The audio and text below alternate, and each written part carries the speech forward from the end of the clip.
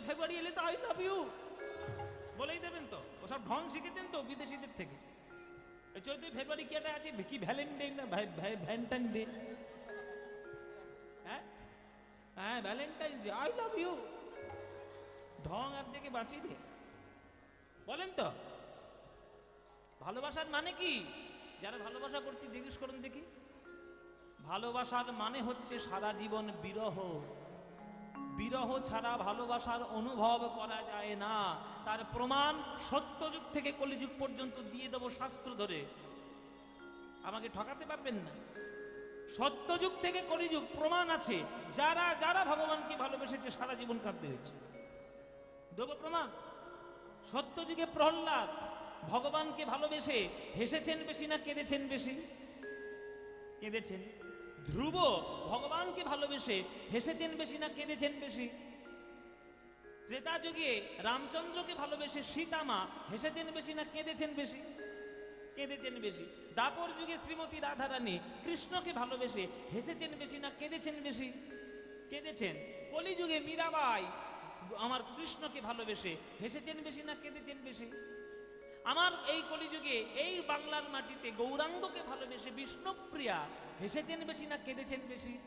তাহলে এরা সবাই সারা জীবন কেঁদেই গেল ভগবানকে পাওয়ার জন্য, আর তুমি ফুর্তি করতে করতে ভগবান পাবে? ফুর্তি জেনে রাখবে, যে ভালোবাসায় ফুর্তি বেশি, ভেজাল ভালোবাসা। তেলেও যেমন ভেজাল, চালেও যেমন ভেজাল, ভালোবাসাটাও ভেজাল। আর যে ভালোবাসার মধ্যে শুধুমাত্র চোখের জল আর ভগবানকে পাওয়ার তীব্র আকুলতা, শুধু কান্নাই আর কান্না, পাচ্ছে না কিন্তু তবুও মন ছেড়ে যেতে চাইছে না, দেখবেন সেই ভালোবাসাটাই প্রকৃত ভালোবাসা। ওই জন্য বড় সাহিত্যিকরা তারা লিখে দিয়েছে যে মানুষ আর মানুষের মধ্যে প্রেম হওয়া বড় কঠিন। সঠিক প্রেম পাওয়া যায় না, শুধুমাত্র দেহকেন্দ্রিক প্রেম আর আত্মসুখের প্রেম। প্রেম যদি প্রকৃত হয় সেটা ভগবানের সঙ্গে ভক্তের চিরন্তন ভালোবাসা।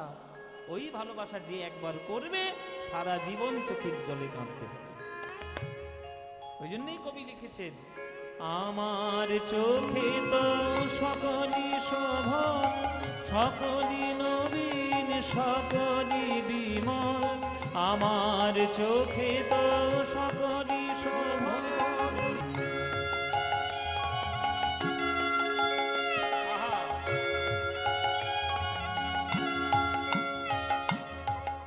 এই যে আপনাদের এখানে ফুলের দোকান আছে, হ্যাঁ এদিকে তো প্রচুর ফুল টুল চাষ হয়। বলে বাবা ফুলের দোকান না তাহলে তোমার গলায় মালা করবে করতে আছে নিশ্চয়।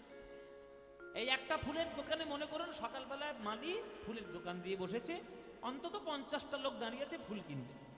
এই 50টা লোকের ফুল কেনার উদ্দেশ্য কিন্তু 50 রকম। কেউ ফুল কিনে নিয়ে যাচ্ছে ঘর সাজাবে, কেউ ফুল কিনে নিয়ে যাচ্ছে প্রেমিকার হাতে দেবে, কেউ ফুল কিনে নিয়ে যাচ্ছে মাস্টারমশাইকে শ্রদ্ধা জানাবে, কেউ ফুল কিনে নিয়ে যাচ্ছে মৃত বাবার চরণে শ্রদ্ধা জানাবে, কেউ ফুল কিনে নিয়ে যাচ্ছে বিয়ে বাড়ি সাজাবে, কেউ ফুল কিনে নিয়ে যাচ্ছে নানান ধরনের ডেকোরেশন করবে, আবার কেউ ফুল কিনে নিয়ে যাচ্ছে ঈশ্বরের চরণে সমর্পণ করে তার সেবা করবে। এই এতগুলো ফুল এতগুলো জায়গায় গেল, কিন্তু কোন ফুলের ভাগ্য সব থেকে ভালো হলো মায়েরা? যে ফুলটা জন্ম নেওয়া মাত্রই সকালবেলায় গিয়ে ঈশ্বরের চরণে সেবা দিতে পারল।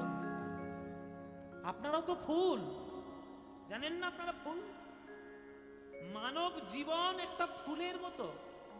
84 লক্ষ জনে ভ্রমণ করার পর তবে একটা মানব শরীর পাওয়া যায়। তা ফুল বলবো না তো কি বলবো? যখন একটা শিশু জন্ম নেয় সে পবিত্র, তাকে ফুলের মতো মানুষ করতে হয়, যাতে তার সৌন্দর্য তার সুগন্ধ চারিদিকে ছড়িয়ে পড়ে। এখন আপনি যদি কুসঙ্গে পড়ে আপনার সৌন্দর্য সুগন্ধ নষ্ট করে দেন, সে তো আপনার ব্যক্তিগত ব্যাপার। আপনারা প্রত্যেককেই ফুলের মতো জন্মটা নিয়েছেন, জন্মটা সার্থক হবে তখনই ওই ফুলটার বাজারের ফুলের মতো যদি একবার গোবিন্দ চরণে গিয়ে নিজেকে সেবা দিতে পারে। তাই গোবিন্দ চরণে সমর্পণ করুন নিজেকে, সৎ কার্যে নিজেকে সমর্পণ করুন, তবেই তো ফুলের মতো জীবন পাবেন। আর জেনে রাখবেন, পচা ফুল দিয়ে কোনো ভক্ত ভগবানের পুজো করে না। করে? আপনি যদি একটা পচা ফুল বাজারে দেখেন, সেটা নিয়ে কি গোবিন্দকে দেবেন? টাটকা ফুল, সুগন্ধযুক্ত ফুল। আপনার জীবনটাও তো সুগন্ধময়, সুগন্ধটাকে বজায় রাখুন, তবেই না গোবিন্দ সেবায় লাগবে। ফুল সে হাসিতে হাসি, সুন্দর সুন্দর গান। ফুল আরে করে সে কি বলি যাত নাময়, সে কি বলি যাত নাময়, সে কি বলি যাত নাময়। রবীন্দ্রনাথ ঠাকুরের ভাবনা, এই ভাবনাগুলোকে বুঝতে হয়। এগুলো বুঝতে গেলে একটু সকাল থেকে মনটা শান্ত করতে হয়, ঈশ্বরের চরণে বসতে হয়, সৎ সঙ্গ করতে হয়, তবেই জীবনের মানেটা বোঝা যায়। সেই মহাপ্রভু যিনি প্রেম দিয়েছেন, সেই প্রেম যদি আপনারা সেই কুড়াতে না পারেন, তাহলে জীবন বেকার হয়ে যাবে, জীবন বেকার হয়ে যাবে। সুতরাং সকাল থেকে শুরু করে অন্তত 24 ঘন্টার মধ্যে 1 ঘন্টা অন্তত গৌরাঙ্গের জন্য একটু সময় দেবেন, গৌরাঙ্গের জন্য একটু সময় দেবেন। তাই পদকর্তা বলছেন, আরে আমার বড়ই অবতার, বড়ই অবতার, গোড়াই অবতার, পতিতেরে বিলা বলো প্রেমের ভান্ডার, পতিতেরে বিলা বলো প্রেমের ভান্ডার, বড়ই অপরূপ ভাই রে আমার গোরা চাঁদের লীলা রে, বড়ই অপরূপ ভাই রে গোরা চাঁদের লীলা রে। ও গো রাজা হইয়া কাঁধে করে বৈষ্ণবের ঝোলা রে, রাজা হইয়া কাঁধে করে বৈষ্ণবের ঝোলা। হরি বল মায়েরা, রাজা হইয়া কাঁধে করে বৈষ্ণবের ঝোলা। কেউ যদি কীর্তন শুনতে এসে মনে করে আমি কীর্তন শুনছি, আমি এত বড় শিক্ষিত, MA পাস, BA পাস, হেনা পাস, তেনা পাস, এ পাস, ও পাস, ধপাস, আমি কীর্তন কেন শুনবো? ভাগ্য ভালো নয়, আরো ভাগ্য ভালো করতে হবে। কিসের শিক্ষার অহংকার তুমি দেখাচ্ছ? কত বড় শিক্ষিত তুমি জানো? বৈষ্ণব জগৎ কাদের জগৎ? শিক্ষিতের চূড়ামণি যারা ছিলেন তারা পর্যন্ত ধুলায় গড়াগড়ি দিয়ে হরি হরি বলতে বাধ্য হয়েছে, জানো? যখন নাম সংকীর্তন করো তখন তো খুব বলো জয় রূপ সনাতন ভট্ট রঘুনাথ, শ্রীজীব গোপাল ভট্ট দাস রঘুনাথ। জানো এরা কত বড় শিক্ষিত? এই পুরো বাংলার প্রধানমন্ত্রী যিনি ছিলেন তার নাম সনাতন গোস্বামী, পুরো বাংলাটার যিনি অর্থমন্ত্রী ছিলেন তার নাম রূপ গোস্বামী, আর নবাব যিনি ছিলেন তিনি হচ্ছেন হুসেন শাহ। ইতিহাস পড়ে দেখুন, ইতিহাস তো পড়েন না, আর অনেক তো ইতিহাস চাপা পড়ে দিয়েছে, চাপা ফেলে দিয়েছে সরকার থেকে, নানান ধরনের নিজেদের ভুল চুপিগুলো মাফ করার জন্য। হুসেন শাহের রাজত্বে দুজন মন্ত্রী তারা রাজত্ব করতেন, একজন প্রধানমন্ত্রী, একজন অর্থমন্ত্রী, দুজনেই হচ্ছে ব্রাহ্মণের ছেলে। ভাবতে পারছেন? একটা মুসলমান বিধর্মী লোক দুটো ব্রাহ্মণকে দিয়ে মন্ত্রিত্ব করাচ্ছে, কেন? কেননা তাদের মতো শিক্ষিত তখনকার দিনে কেউ ছিলই না। কাব্য, ব্যাকরণ, পুরাণ শাস্ত্র, রাজনীতি, কুটিল, সমস্ত কিছু, অঙ্ক সব জানতো সনাতন গোস্বামী। ওই জন্য পুরো বাংলার প্রধানমন্ত্রী। আর পুরো বাংলা মানে ভাববেন না যে শুধু পশ্চিমবঙ্গ, আগেকার দিনের পুরো বাংলা মানে পশ্চিমবঙ্গ পূর্ববঙ্গ মিলে গোটা বাংলা। ভাগ তো তখন হয়নি, ভাগ তো ইংরেজরা করেছে। এই গোটা বাংলার প্রধানমন্ত্রী সনাতন গোস্বামী, এই গোটা বাংলার রূপ গোস্বামী হচ্ছেন অর্থমন্ত্রী। তারা সকল পাণ্ডিত্য, সকল মন্ত্রিত্ব ত্যাগ করে মহাপ্রভুর করুণা পাওয়ার জন্য নবদ্বীপের ধুলায় গড়াগড়ি দিয়ে হরি হরি বলে নয়ন ধারায় তারা বুক ভাসিয়েছে। কিসের শিক্ষার অহংকার নিয়ে তুমি এই কীর্তনের আসরে বসেছ? যে রাজা সে পর্যন্ত ভিখারি হয়েছে আমার মহাপ্রভুকে একটু দেখবে বলে, একটু দেখবে বলে রাজা ভিখারি হয়েছে। কোন রাজা? উড়িষ্যার রাজা প্রতাপরুদ্র। তার বড় বাসনা ছিল মহাপ্রভুকে দেখবে, কিন্তু প্রভু কিছুতেই দেখা দিচ্ছেন না। সার্বভৌম ভট্টাচার্য বুদ্ধি দিলেন যে ওগো মহারাজ, ভাগবত মহাপ্রভুর অত্যন্ত প্রিয়, তার মধ্যে রাসলীলা আরো প্রিয়, আর তার মধ্যে গোপী গীত আরো প্রিয়। গোপী গীতের শ্লোক মুখস্থ করে শোনাও, যদি একবার কানে যায় বলতে হবে না, বুকে জড়িয়ে ধরবে। মহাপ্রভু যখন এসে বাগানে বিশ্রাম নিচ্ছেন, রথের পর একটা ভিখারির মতো বেশ ধারণ করে হাঁটুর উপর একখণ্ড কাপড় পরে আমার মহারাজা প্রতাপরুদ্র এসে কানে কানে সেই গোপী গীতের শ্লোক শুনিয়েছিলেন। যেই শ্লোকটা শোনালেন মহাপ্রভু চমকে উঠলেন, এই রথের দিনে এত সুন্দর উপহার তুমি আমায় কে দিলে ভাই, এত সুন্দর উপহার তুমি কে দিলে? তুমি মোরে দিলা বহু অমূল্য রতন। চৈতন্য চরিতামৃতে লেখা সব, তুমি মোরে দিলা বহু অমূল্য রতন, কিন্তু মোরে কিছু দিবারে নাই। ওগো ভাই তাই তোমায় আমি দিলাম আলিঙ্গন। নিতাই গৌর হরি। মহাপ্রভু গলায় জড়িয়ে ধরলেন, তাহলে রাজা আজকের ভিখারি হয়েছেন শুধুমাত্র প্রভুর কৃপা পাবেন বলে। আর ভিখারি রাজা হয়েছেন হরিদাস ঠাকুর।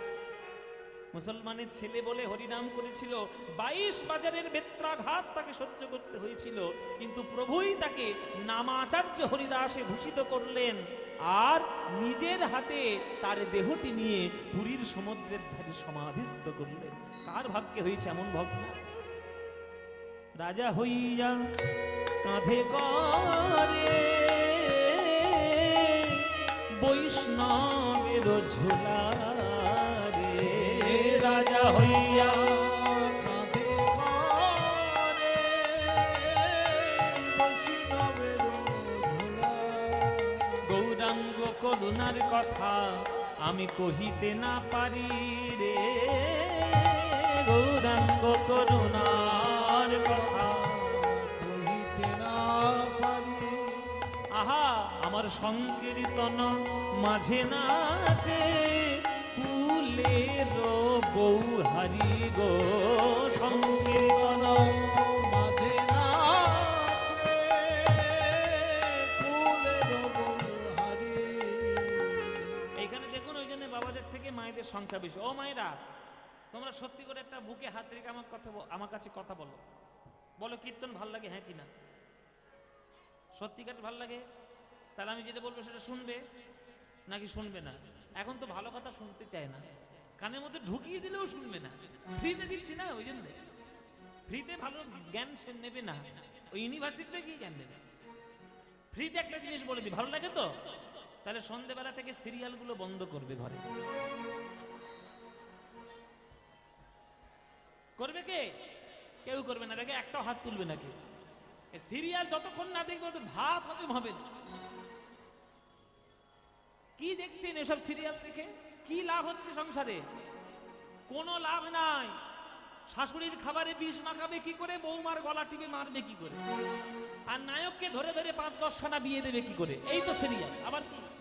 আর প্রত্যেকটা সংসারে একটা কুটকচালি ঢুকিয়ে রেখেছে, সে শুধু সারাক্ষণ কুটকচালি করছে। এই সমস্ত দেখে কি লাভ হচ্ছে? ওসব সিরিয়াল বাদ দিন, সন্ধ্যাবেলায় আসবেন, এই মন্দিরে সবাই আসবেন, একটা খোল নেবেন, একটা করতাল নেবেন, নিজেরাই যা পারেন করতাল নিয়ে একটু কীর্তন গাইবেন সন্ধ্যাবেলায়। তাতে আপনাদের লাভ হবে। সন্তানকে নিয়ে, স্বামীকে নিয়ে সমস্ত কাজ সমর্পণ করে সারাদিনের পর অন্তত আধ ঘন্টার জন্য হলেও একটু হরিনাম শুনবেন, হরিনাম করবেন। হ্যাঁ, যদি না করেন গোল্লায় যাবেন। আর আপনারা গোল্লায় গেলে আমাদের কিচ্ছু করার নেই, পরের ছেলে পরমানন্দ, যত উচ্ছন্নে যায় তত আনন্দ। এখন এই কথা তো বলে লাভ নাই, কিন্তু কীর্তন শুনলে যে মনের আনন্দ হয় সেটা মহাপ্রভুর থেকে আমরা পেয়েছি। তাই মহাপ্রভু বলেছেন, আগে নারীদেরকে কীর্তন শোনাও, তারপরে পুরুষরা কীর্তন শোনাও। তাই মায়েরা, তোমাদেরকে আগে কীর্তন শুনতে হবে, তোমাদেরকে শিক্ষিত বেশি হতে হবে, কেননা তোমরা পড়াশোনা না করলে তোমাদের সন্তানগুলোও শিক্ষিত হবে না। তাই মহাপ্রভুর অবতারের উদ্দেশ্য এবং গুরুত্বের জন্য পদকর্তা বলছেন, হ্যাঁ, গৌরাঙ্গ করুণার কথা আমি কহিতে না পারি গো, গৌরাঙ্গ করুণার কথা কহিতে না পারি গো। ওগো সংকীর্তন মাঝে নাচে কুলের বউ হারি গো, সংকীর্তন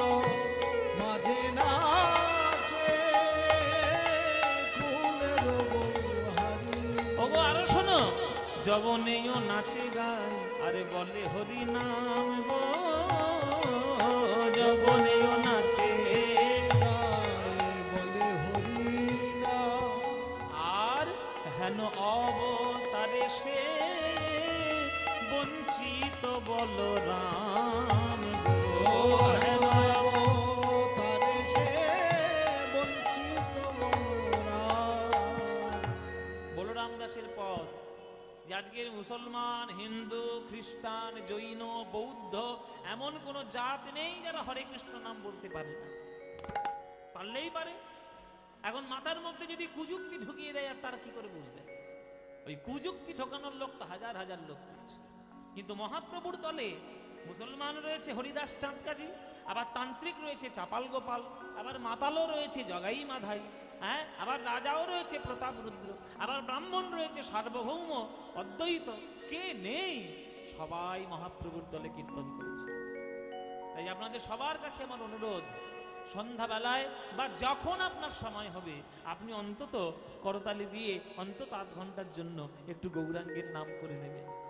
গৌর ছাড়া গতি নেই গো মায়েরা, গৌর ছাড়া গতি নেই। সবাই একটু গৌর হরির নাম গাইবেন, সবাই যখন সময় পাবেন। হ্যাঁ, ভজ গৌরাঙ্গ কহ গৌরাঙ্গ লহ গৌরাঙ্গের নাম রে, ভজ গৌরাঙ্গ।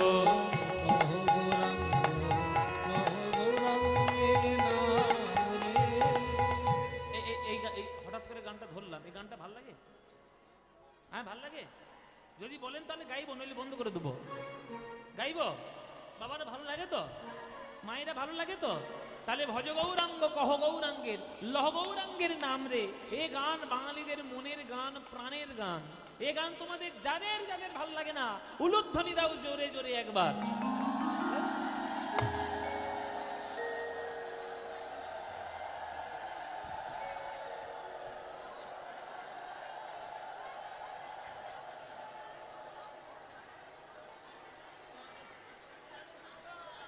এই যে বাড়ি যাও, বাড়ি যাও, বাড়ি যাও। 7 কাণ্ড রামায়ণ পড়ে সীতারামের মাসি বুঝিয়ে বুঝিয়ে হয়নি। এত পরিষ্কার করে বললাম যে যারা যারা কীর্তনটা, এই গানটা যারা ভালোবাসো না তারা উলুধ্বনি দিচ্ছে।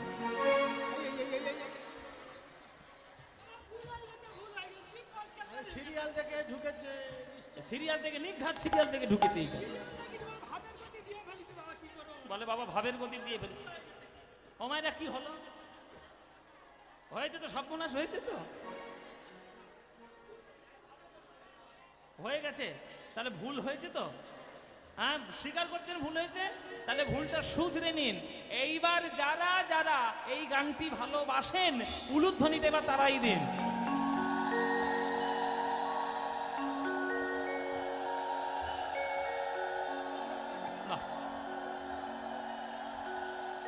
না না ভালোবাসে, ভুল করে দিয়ে ফেলেছি কি হবে, ভালোবাসে।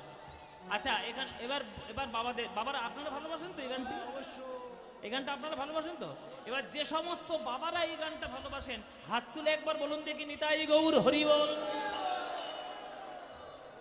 বাহ, সবাই মিলে বলেছেন। তাহলে বাবারা মায়েরা সবাই ভালোবাসেন যখন, চলুন না সুযোগ যখন পেয়েছি এই সন্ধ্যাবেলায় প্রভুর মন্দিরের সামনে করতালি দিয়ে এই গানটা একটু সবাই মিলে গাইব। কি গাইবেন? হ্যাঁ কি না? ইচ্ছে আছে? ব্যাস এমন গান গাইবেন যাতে হাবড়া লোকাল বন্ধ হয়ে যায়, বনগা লোকাল যাতে বন্ধ হয়ে যায়। এখনো টাটের বনগা লোকাল চলে গেছে। চলো সবাই মিলে একটু গাইবে করতালি দিয়ে এই গানটি প্রাণ ভরে।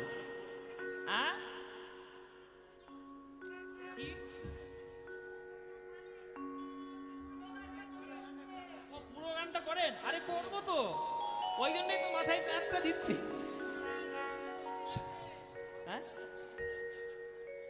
হ্যাঁ নিশ্চয়ই নিশ্চয়ই। আচ্ছা আপনাদের একটা কথা বলি, আমার এখন কত বয়স হয়েছে বলবো না বাবা, কত বুড়ো হয়েছি বলবো না, কিন্তু আমি ছোটবেলায় আপনার অত বুড়ো হইনি আমি, কিছু মনে করি। আমার ছোটবেলায় আমি বলি, আমার ছোটবেলায় আমি এই হাবড়ার আশেপাশে অনেক গান করেছি, অনেক। অশোকনগর আছে না, এই অশোকনগর, আপনাদের হাবড়া, তারপরে যে তেঁতুলতলা কিনা কি একটা জায়গা আছে হাবড়াতে, ওইখানে আমি অনেক গান করেছি, আশেপাশে প্রচুর গান করেছি। হ্যাঁ, সুবীর রাহা বলে একজন আমাদের পরিচিত ছিলেন, এখন কন্ট্যাক্ট নেই যদিও, কোথায় বাড়িটা, তো যাই হোক। হ্যাঁ, ও সেটা আমি বলবো। এই যে আপনাদের এই এলাকায় আমি অনেক গান করেছি, ওই জন্য আমি জানি যে আপনারা কীর্তন শোনার জন্য কত উদগ্রীব। আর সব থেকে ভালো হলো এই যে কীর্তনের আগে অন্তত 1 ঘন্টা শ্রীমদ্ ভাগবত পাঠ হয়েছে, এইটা যে কীর্তনের পক্ষে কতটা উপকারী আপনারা বুঝতেই পারছেন। যে কোনো কীর্তন শুরু হওয়ার আগে যদি একটু ভাগবত পাঠ হয়, আসরের পরিবেশটা তৈরি হয়ে যায়। তাই ওই জন্য সবাই মিলে এই গানটি আপনারা প্রাণ ভরে গাইবেন। বলুন, ভজ গৌরাঙ্গ কহ গৌরাঙ্গ লহ গৌরাঙ্গের নাম রে। বলো, ভজ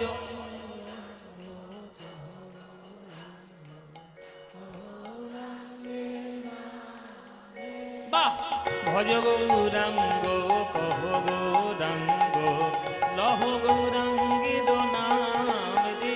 বলো, ভজ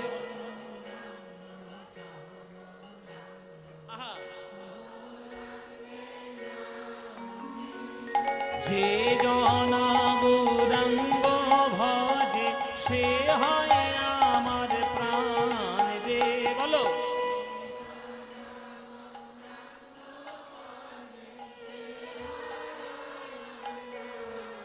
বাহ, প্রভাত কালে হা গৌরাঙ্গ যে বলে একবার রে। প্রভাত,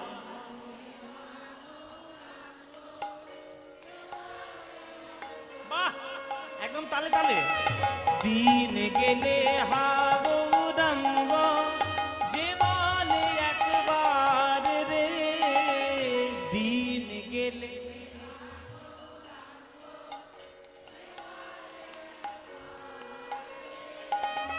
সেই জন আমার হয়, আমি হই তার রে। বলো, সে জন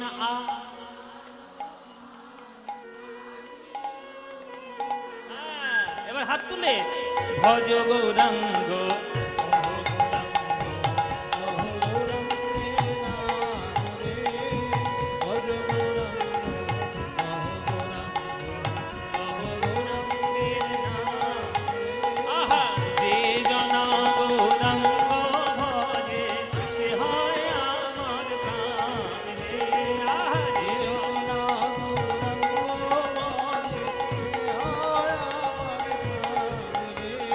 ভজ গৌরাঙ্গ কহ।